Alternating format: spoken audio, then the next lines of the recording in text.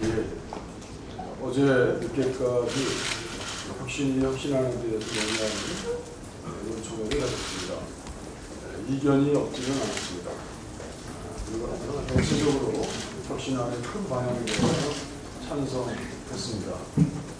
중앙위원회에서도 사무총장의 소개를 혁신으로 하는 혁신안을 통과했습니다. 논란은 있었지만 혁신의 당위성을 다시 한번 확인했습니다. 민당의 혁신은 국민이라는 나침반이라는 이 가리키는 방향을 향할 것입니다. 민주주의를 바로 세워서 국민 주권을 되찾기 위해 이 절망스러운 경제 상황을 극복할 희망을 보이기 위해 혁신력을 찾겠습니다. 우리 당이 바로 서야 나라가 바로 선다는 심정으로 혁신에 임하겠습니다. 다른 것과 틀린 것을 구분해서 서로 존중하며 혁신의 길을 가겠습니다. 혁신과 단합으로 국민들과 함께 승리하겠습니다. 국정원의 대국민 해킹 사찰 의혹이 문건처럼 드러나고 있습니다. 자신의 업무대에 자긍심을 가진 국정원 직원이 극단적인 선택을 하는 것을 국민들은 도저히 이해하지 못하고 있습니다. 대북 테러 용어라고 하면서 또 동시에 증거가 될 수 있는 국가기밀을 삭제할 것은 무리밭 앞뒤가 맞지 않습니다. 일개 국정원 직원이 국가기밀에 손쉽게 접근해서 삭제를 감행한 것도 상식적으로 있을 수 없는 일입니다. 국가정보원 직원이 성명서를 발표하는 기이한 환경도 도저히 납득할 수 없습니다. 국정원이 맞출 수 없는 퍼즐 조각을 억지로 끼워 맞추고 있는 느낌, 그것이 우리 국민들이 바라보고 있는 환경입니다. 특히 일국의 정보기관이 직원 일동으로 성명을 낸 것은 해외 토픽입니다. 정보기관이 공개적으로 집단행동을 벌인 것은 상상을 벗어난 이상행동입니다. 무엇인가 쫓기는 자의 초조한 심리상태가 그대로 드러나고 있습니다. 이대로라면 조직의 문을 닫아야 할지도 모른다는 초조함이 세계사의 유례없는 정보기관 직원 일동 성명으로 나타난 것입니다. 국정원 조직 특성상 국정원의 지시나 승인 없이 국정원장의 지시나 승인 없이 있을 수가 없는 일 아니겠습니까? 이병헌 원장은 국정원 직원 일동 명의의 성명의 승인 또는 지시 여부와 성명서의 작성, 발표 주체를 국민 앞에 밝히셔야 합니다. 국정원이 자신들의 주장대로 대국민 사찰을 하지 않았다면 진실규명을 위한 검찰 수사, 국회 차원의 청문회를 받아들여야 합니다. 국민들은 조지 오웰 소설의 빅브라더가 2015년 대한민국에서 빅시스터로 재현되는 감시 사회를 이제 두려워하고 있습니다. 국정원은 자신들을 믿어달라고 강변하지만 국정원의 역사 속에서 국민을 기만하고 결국 거짓으로 밝혀진 사례는 피하기도 어렵습니다. 머리 갈 것도 없이 대선 개입 댓글 사건, 간첩 증거 조작 사건, 이것도 국정원 주장은 거짓으로 판명되었던 것 잘 기억하고 있습니다. 국정원이 검찰 수사와 국회 조사를 거부한다면 이 책임은 박근혜 대통령에게 있다는 것을 분명히 밝힙니다. 오늘 여야 대표 2대2 부분이 예정되어 있습니다. 핵심 문제는 메르스 피해 보전을 위한 추경과 국정원의 대국민 해킹 사찰 의혹입니다. 추경은 국민의 혈세이고 나라의 빚을 내는 것입니다. 국민들은 건설 토목력 SOC 사업에 혈세가 퇴진되는 것을 결코 원치 않습니다. SOC는 추경 요건에도 해당되지 않고 재정 투입 효과도 분명하지 않습니다. 세입 경정 삭감과 법인세 인상 논의가 이제 필요합니다. 국회는 국정원의 대국민 해킹 사찰 의혹에 대한 진상규명 책임이 있습니다. 대국민 해킹 사찰은 국민 기본권을 훔치려 한 사찰을 통한 도둑질입니다. 국회 차원의 모든 수단을 강구해야 합니다. 상임위 차원의 청문회와 현안질의가 이제 필요합니다. 진상규명 노력 없이 대국민 사찰은 없었다고 주장하는 국정원의 말을 믿을 수는 아무도 없을 것입니다. 우리 당은 메르스와 그리고 또 감옥 긋고 민생 경제 회복을 위한 추경을 발전하겠습니다. 국정원의 대국민 해킹 사찰 의혹을 반드시 밝히겠습니다. 진실을 밝히고 민생을 살리기 위한 새누리당의 전향적인 태도를 기대합니다. 이상입니다. 이어서 이석근 국회부의장님의 말씀 있겠습니다.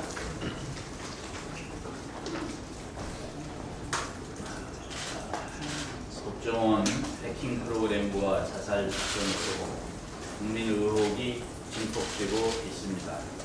손바닥으로 하늘을 가리려고 해서는 안 됩니다. 국회는 현안 질의를 조속히 마련하고 여야는 정치적 입장을 초월하여 객관적인 진상조사에 조속히 나서야 합니다. 아울러 정확한 진상규명을 위하여는 사법당국의 시급한 수사가 필요합니다. 박근혜 대통령께서는 검찰의 즉각 수사를 지시하고 국정원에도 조사에 적극 협조할 것을 명하시기를 촉구합니다. 오픈 프라이머리에 대하여 일부의 오해가 있는 듯 합니다. 첫째, 조직 동원을 할 거라는 오해입니다. 그러나 그것은 기존의 소규모 당내 경선에서나 가능한 일입니다. 여야 합의로 입법하여 동시 경선을 하고 국가가 총선처럼 대대적인 홍보를 하여 한 지역구에서 수만 명이 참여하는 상황에서는 조직 동원은 한계가 있습니다. 그래서 오픈 프라이머리는 한 정당만 하는 것은 의미가 없습니다. 둘째, 신인에게 불리하다는 선입견입니다. 그러나 기존의 제도야말로 신인에게 불리합니다. 경선 투표에 참여하는 지역 대의원들은 국회의원이 선임한 사람들이고 이당원의 경선 참여도 동원력 있는 현역이 유리할 수밖에 없습니다. 과거에 전국적으로 지명도 높은 명사라도 경선을 두려워하고 전략 공천을 원하는 것은 하나의 사자라도 불쑥에서 싸우면 악어를 못 당하는 이치 때문입니다. 그러나 완전 국민 경선이라면 현역 교체의 유권자 점수로 볼 때 국회의원보다 명사가 유리할 수 있습니다. 다만 지명도 낮은 지역 신인이 자신을 알릴 시간을 더 주기 위해서 예비후보 등록을 앞당기면 됩니다. 셋째, 기존의 경선에서는 역선택의 위험이 상존하지만 완전 국민 경선에서는 불가능합니다. 투표소에서 유권자 주민증을 확인한 후에 유권자가 희망하는 한 정당만의 투표용지를 교부하므로 역선택은 불가능합니다. 다만 후보가 한 명뿐일 때는 다른 당 용지를 희망하여 역선택을 할 수 있으므로 예비후보 등록 마감 후 이런 경우는 완전 국민 경선 지역에서 배제하면 될 것입니다. 끝으로 이른바 국민 참여 비율을 확대하면 된다는 생각은 허구입니다. 예컨대 기존의 제도에 국민 참여 비율을 높여서 국민 60%, 권리당원 40%로 하면 된다는 생각은 잘못된 것입니다. 왜냐하면 이 경우에 비당원 국민 선거인단을 모집해야 하는데 조직을 가진 현역이 유리할 것은 뻔합니다. 불과 몇백 명만의 투표 참여로 국회의원 후보가 결정될 수도 있게 됩니다. 또한 리얼미터 여론조사 결과를 보더라도 오픈 프라이머리에 찬성하는 국민이 60.1%, 반대가 19.8%로 나타나고 있습니다. 이런 판에 국민에게 공천권을 돌려주는 제도를 외면하고 공천 혁신의 방법을 찾는다면 연목구호가 될 것입니다. 이어서 협상 관련 이춘석 원내 수석부대표의 말씀이 있겠습니다.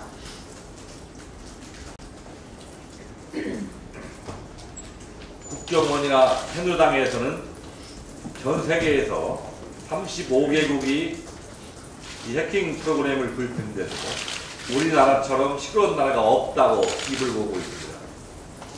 그래서 제가 직접 유신들을 들어가 봤습니다. 국정원과 새누리당은 유신을 안 보는 것이 아닌가 하는 생각이 듭니다. 지금 유신은 이 문제로 우리나라보다 훨씬 더 시끄럽습니다. 세계적인 매거진인 포춘지에서도 FBI가 2011년부터 해킹팀의 프로그램을 하던,데 무려 77만 5천 달러를 썼다는 내용을 대서특필했고, 유럽에서도 이 문제로 기사가 연일 나오고 있습니다.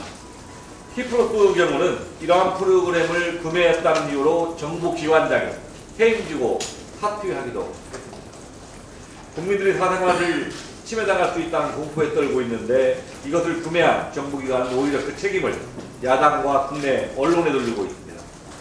진정 국가의 안녕을 고민하신다면 국정원과 새누리당은 이러한 적반하장적인 여론공작을 즉각 중단하고 진정성 있는 자세로 대화에 임해야 할 것입니다. 어제 양당 원내수석과 정보위 간사 간 2+2 휴동이 있었습니다. 저는 휴동에서 진상조사가 전제되지 않은 현장 검증은 쇼윈드 검증이다, 보여주기 지식 검증이라고 말씀을 드렸습니다. 강제적인 수사를 하는 검찰도 압수수색을 하기 전에 무엇을 볼 것인지, 어떤 자료를 봐야 내용을 확인할 수 있을지를 다 면밀히 검토해서 검증 절차에 들어갑니다. 무작정 현장만 빨리 보고 덮자는 주장으로 국민들의 의혹을 결코 씻기지 않을 것입니다. 새정치민주연합은 먼저 이번 주 중으로 즉각 관련 상임위 중 정보위의 청문위와 안행위의 현안질의를 실시하고, 적어도 다음 주 초에는 국정원장이 출석하는 긴급 현안질을 개최할 것을 요구했습니다. 그러나 새누리당은 안행위의 소집 위에 여러 가지 이유를 대며 반대하고 있습니다. 새누리당은 국정원장이 출석하는 것이 전례가 없다고 말하고 있으나, 이번 사태에서 보여지는 전 국민을 해킹할 수 있는 프로그램을 몰래 구매하고 운용한 것도 전례가 없는 일입니다. 이번 사건의 본질은 국민의 전례 없는 사찰 공포를 해소하는 일입니다. 국정원장의 불출석 전례는 결코 용납할 수 없다는 점을 분명히 밝힙니다. 또한 국정원이 떳떳하다면 정보위 청문회도 열지 못할 이유가 전혀 없습니다. 국정원은 국가안보라는 커튼 뒤에 모든 잘못을 감출 수 없다는 점을 명심하시기 바랍니다. 이어서 노동개혁 관련 한정희 의원님의 말씀이 있겠습니다. 네, 풀을 일을 각오로 노동개혁, 노동시장 개혁을 하겠다라고 하는 어제 새누리당 김무성 대표의 발언이 있었습니다. 대한민국 국민 5천만이 걸리는데, 그리고 정확하게는 1,800만의 노동자에 대한 문제이고, 또 좁게는 비정규직 800만의 문제를, 현재 노동시장의 문제를 몇몇 대기업 노동자 몇십만 정도밖에 되지 않는 대기업 노동자에게 모든 짐을 떠맡기는 겁니다. 이것은 대기업의 대기업 노동자의 임금마저도 하향평준화하겠다는 것을 보여주고 있습니다. 전임금 노동자의 임금 현실화, 또 그에 대한 충격을 완화시키기 위한 자영업자, 소상공인, 그리고 영세 업체에 대한 지원 대책, 그에 대한 고민은 하나도 없이 일하는 모든 이들을 불완전한 비정규직으로 몰고 가고자 하는 집권 여당에서의 인식과 그 바람에 참담함을 느낍니다. 지속가능한 성장을 위해서 경제의 톱니바퀴가 맞물려 잘 돌아가는 선순환을 위해서는 고용 안정화, 그리고 최저임금의 대폭 인상을 통한 내수 소비의 진작, 그에 따른 소상공인, 자영업자를 살리기 위한 전폭적인 지원 방안이 필요하다는 것, 그것이 진정한 노동시장 개혁임을 우리는 모두 잘 알고 있습니다. 지금이라도 김무성 대표는 노동자에 대한 협박, 대기업 노동자에 대한 협박을 할 것이 아니라 사회적 대화기구인 노사정비를 통해서 대화와 타협을 통해 비정규직 청년 실업 해소를 위한 실질적인 해법을 찾아 나서는 것이 집권 여당 대표로서의 사실이 아닌가 생각됩니다. 이상입니다. 이어서 국정원 해킹 관련 신경민 의원님의 말씀이 있겠습니다.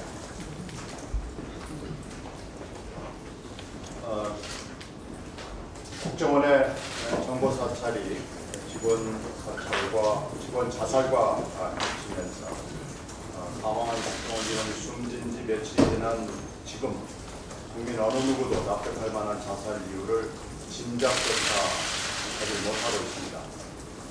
더 알 수 없는 건 사망한 임 과장이 왜 파일을 삭제했는지 그리고 무슨 기밀을 삭제했는지입니다. 감찰을 받는 기술 직원, 그것도 과장급이 국가기밀문서에 아무 계획이 없이 접근해서 마음대로 삭제했다는 사실은 놀랍기 좋지 않습니다. 정보 4차로 기강이 무너졌고 정보부의 내부 관리가 무너졌음을 보여주는 증거입니다. 사망한 직원이 국정원의 위상이 중요해 삭제했다고 유서의 힘점으로 볼 때 국정원의 명예를 위해서 정상 대화록을 공개했다는 남재준 원장을 연상시키겠습니다. 100% 삭제된 파일을 복구할 것이라는 국정원의 장담 역시 이해할 수가 없습니다. 일단 뭐가 100%인지를 도저히 알 필요 없습니다.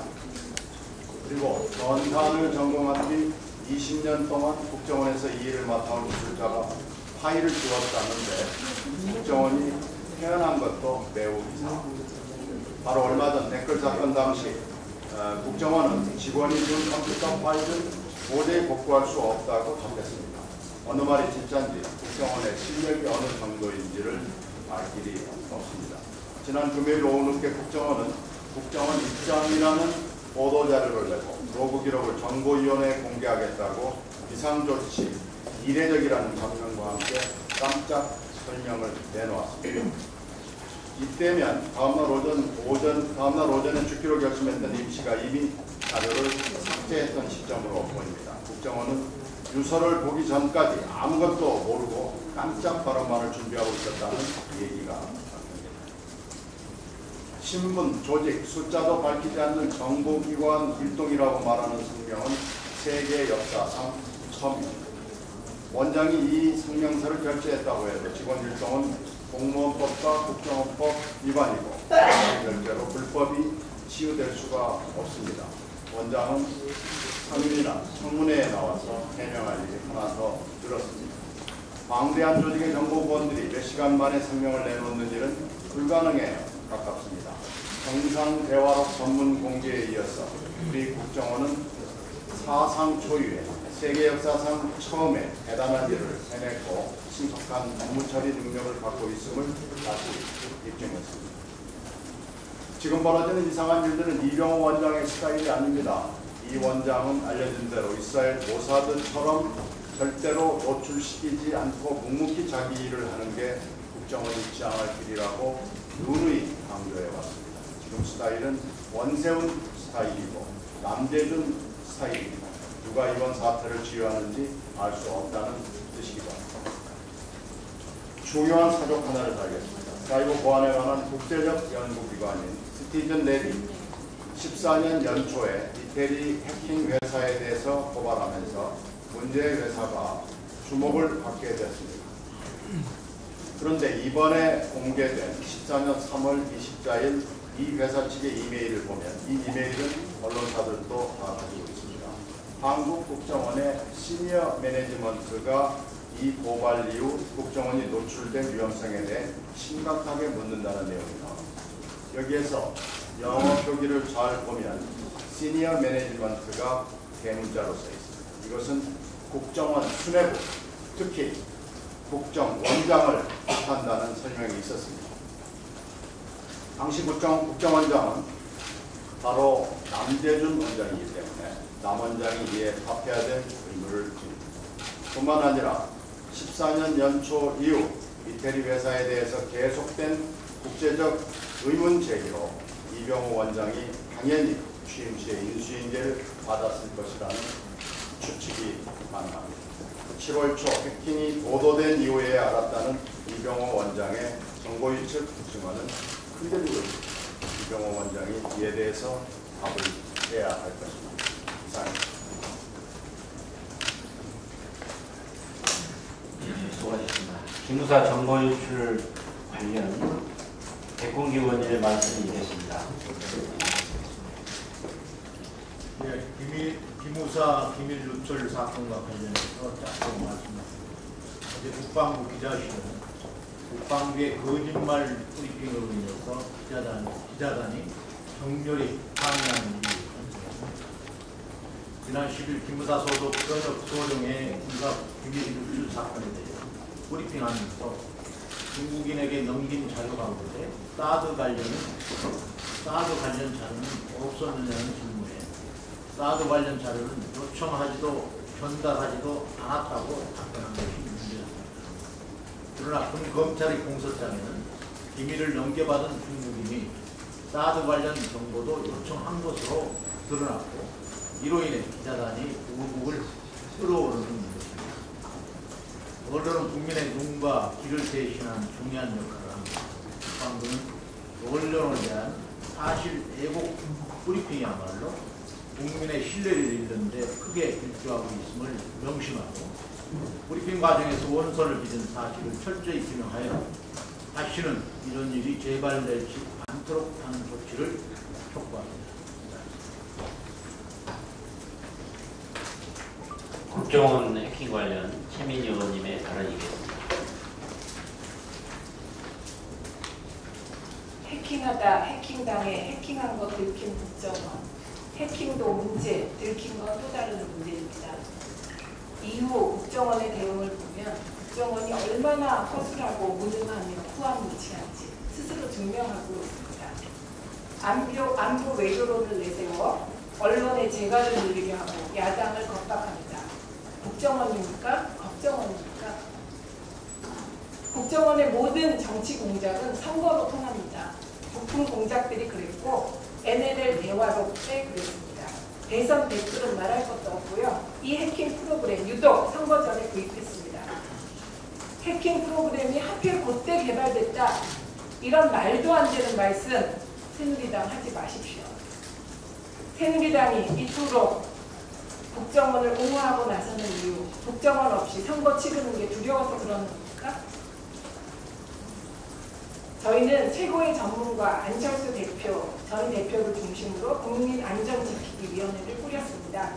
저희가 국가정보, 국민정보는 지키면서 국정원 해킹 의혹을 규명해 나갈 것입니다. 새누리당이 벌이는 안철수 전 대표에 대한 정치공세 중단하십시오. 지금 여당이 정치공세 할 때입니까? 마지막으로 이병기 실장께 묻습니다. 국정원장 하셨죠? 해킹 프로그램 있는 거 아셨습니까? 모르셨습니까? 왜 청와대는 이렇게 큰일이 터질 때마다 침묵하고 여당 뒤에 일부 보수 언론과 종편 뒤에 숨습니까? 이상입니다. 네, 계속해서 국정원 해킹 관련 강동원 의원님의 발언이 있겠습니다. 네, 1998년 김대중 대통령의 대통령 후보가 대통령에 당선된 직후 북풍 사건이 들통나자 당시 권영해 국정원장이 탈북 자살을 시도한 이후에 이번이 5번째입니다. 이제는 국정원장이 국정원 직원 자살 방지책을 마련해야 될 때가 아닌가 이렇게 지적을 하면서 매우 기초적이고 상식적인 몇 가지 사항을 국정원장에게 묻습니다. 첫째, 국정원 해킹 프로그램 실무자 관련된 임모 과장이 국정원장에게 보내는 뉴스에서 지나친 업무에 대한 욕심이 오늘의 사태를 일으켰다며 자신의 탓을 돌렸습니다. 마치 자신을 일탈 행위로 치부하고 있는 듯한 느낌입니다. 그렇다면 대북관계를 총괄하는 국정원장의 지휘추기는 무엇입니까? 일개 직원이 단독으로 중요한 대북 업무를 기획하고 집행하고 있다는 것입니까? 이러한 중대한 일을 결제 라인에서 국정원장이 모르고 있었다는 말입니까? 그렇다면 국정원장은 허수아비에 불과합니다. 국정원장은 이 사건을 인시의 개인적 일탈로 뒤집어 씌우려는 음모가 있다는 국민적 의혹에 대해서 그 진실을 밝혀야 합니다. 두 번째, 임시는 유서에서 국정원의 위상이 중요하다고 판단해 대테러, 대북 공작 활동에 오해를 일으킨 지원 자료를 삭제했다. 자신의 부족한 판단이 저지른 실수였다고 했습니다. 임시가 말한 오해를 일으킨 지원 자료는 무엇입니까? 임시가 유서에서 쓴 오해를 일으킨 지원했던 자료, 이것은 현재 딱 한 건으로 밝혀지고 있습니다. 피폭과 관련해서 문제 제기를 했던 재미과학자 안수명 박사에 대한 해킹 시도였습니다. 안 박사는 미국 시민권을 가지고 있기 때문에 이것은 외교 문제가 될 여지가 있습니다. 문제는 국가의 중요한 기밀 파일을 국정원 직원이 마음대로 삭제할 권한이 있는가? 이것을 묻지 않을 수 없습니다. 정말 국정원 직원이 마음대로 국가 기밀을 생성하고 아무런 보고 절차나 수행 없이 삭제할 수 있는지 다시 한번 반문하지 않을 수 없습니다. 전산 담당 실무자로 해킹 목표물을 직접 선택할 권한도 없고 그럴 만한 위치에 있지도 않던 임 씨가 상부의 지시도 없이 독자적으로 증거를 인멸했다는 것은 도저히 납득할 수 없는 중요한 문제입니다. 이것은 동네 친목 모임에서도 이러한 일은 없을 것입니다. 만약 임 씨의 주장이 사실이라면 대한민국 국정원은 그야말로 대통령 직속의 국가정보원이 아니라 박근혜 대통령 직속의 사설정보원이었음을 스스로 자인하는 꼴입니다. 국가정보원장은 모든 결제 라인을 숨김없이 밝히고 해킹 업무와 관련된 지휘계통의 관리자들이 누구인지 즉각 공개하시기 바랍니다. 셋째로 대테러, 대북 공작 활동으로 해서 해킹 프로그램을 구입했다는 것도 거짓말입니다. 이탈리아 해킹팀의 이메일 1000여 건을 분석한 결과 북한의 스마트폰이나 운영체계의 감청을 위한 성능 요구는 단 한 건도 없었음이 언론을 통해서 밝혀졌습니다. 오히려 삼성 갤럭시 SUV 감청 기능을 추가해달라고 요청했습니다. 이것은 국정원이 해킹 프로그램이 온전히 국내용이었음을 확실히 간증하고 있는 것입니다. 국정원장께 묻습니다. 삼성전자가 북한 기업입니까? 북한 주민들 누구를 상대로 코로나 프로그램을 심어서 해킹하려 한 것입니까? 북한은 붉은 별이라는 리눅스 기반의 프로그램을 쓴 것으로 알려져 있습니다. 리눅스를 해킹하려면 스파이웨어는 온라인이 아닌 오프라인, 즉 USB를 설치해야 가능하다는 것이 전문가들의 주장입니다. 더 이상 흥미를 우러하지 마시기 바랍니다. 네, 이어서 김성주 의원님의 발언이 있겠습니다. 예, 방금 메르스 추경을 다루는 국회 보건복지위원회 전체 회의가 장체를 조금 마쳤습니다. 제가 예산 소위위원장으로서 중요한 증액 한 건들이 좀 있었습니다. 이거에 대해서 여당 의원의 문제 제기가 있었고 복지부 장관의 좀 답변이 있었는데 그걸 좀 소개하고자 합니다. 최근에 청와대 안종범 수석 그리고 오늘 여당 의원께서 저소득층 200만 가구에게 10만 원의 전통시장 전용 온누리 상품권을 지급하기 위한 새정치연합의 증액 예산 2,140억 편성에 대해서 선심성 예산이라고 지목을 했습니다. 복지부 장관은 이는 감염병 후속 대책의 의미보다도 경기 측면을 감안한 것이며 복지부에서 논의할 사항이기 의문이라고 답을 했습니다. 청와대와 여당 의원은 저소득층 지원은 전통시장 특별법에 따르면 될 것이고 저소득층은 맞춤형 급여로 해결해야 되며 이것을 지급할 경우에 카드깡 등 다른 데로 살 수 있다라고 하는 우려였습니다. 또한 효과가 검증이 안 됐다는 것입니다. 저희는 이렇게 반문합니다. 부자와 대기업의 세금을 깎아주는 것은 그야말로 대표적인 해서는 안 될 선진 정책입니다. 그 효과가 없다고 하는 건 이미 국제적으로 인정된 사안입니다. 근데 왜 그걸 아직도 처리하지 않습니까? 또 SOC 사업을 남발하는 것 역시 효과가 검증 안 되어 있습니다. 특히 내년 선거를 앞두고 대표적인 지역 선심성 사업입니다. 왜 대기업의 세금을 깎아주고 검증이 안 된 SOC 사업을 남발하는 걸 선심성이라고 지목하지 않고 가난한 사람을 돕는 걸 왜 선심이라고 비난하는 겁니까? 이 전통시장 전용 온누리 상품권 발행은 이번 메르스로서 가장 피해를 많이 입은 전통시장과 골목 상권에 다시 활기가 돌게 하고 가장 피해를 입은 영세 자영업자를 돕기 위한 것이며 우리 사회의 가난한 저소득층을 직접 지원하기 위한 일석삼조의 효과가 있는 것입니다.